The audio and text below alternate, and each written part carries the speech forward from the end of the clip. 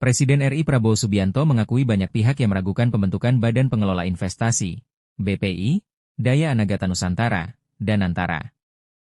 Dia pun menilai wajar ada keraguan tersebut.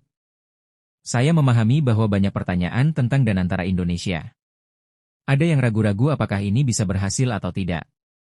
Hal ini adalah wajar karena inisiatif ini belum pernah ada sebelumnya, kata Prabowo saat peluncuran Danantara di Istana Negara, Jakarta, Senin, 24 Februari 2025.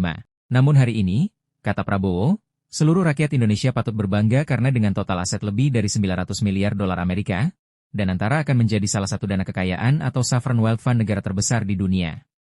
Danantara Indonesia adalah solusi strategis dan efisien dalam mengoptimalkan badan usaha milik negara.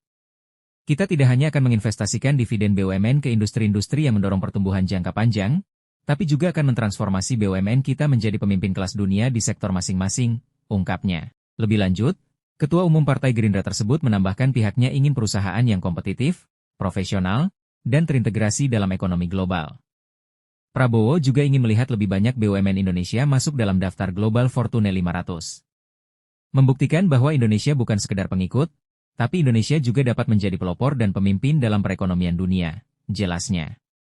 Ia menjelaskan gelombang pertama investasi yang digelontorkan senilai 20 miliar dolar Amerika dalam kurang lebih 20 proyek strategis bernilai miliaran dolar. Fokusnya, hilirisasi nikel, bauksit, tembaga, pembangunan pusat data, kecerdasan buatan, kilang minyak, pabrik petrokimia, produksi pangan dan protein, akuakultur, serta energi terbarukan.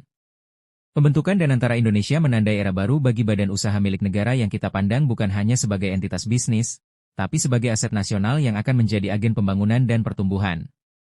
Fundamental bagi pertumbuhan ekonomi dan kesejahteraan rakyat, katanya. Namun, imbu Prabowo, ikhtiar pemerintah terhadap Danantara tidak berhenti di dalam negeri saja, Danantara Indonesia juga akan menjadi agen bagi peran global Indonesia yang semakin kuat.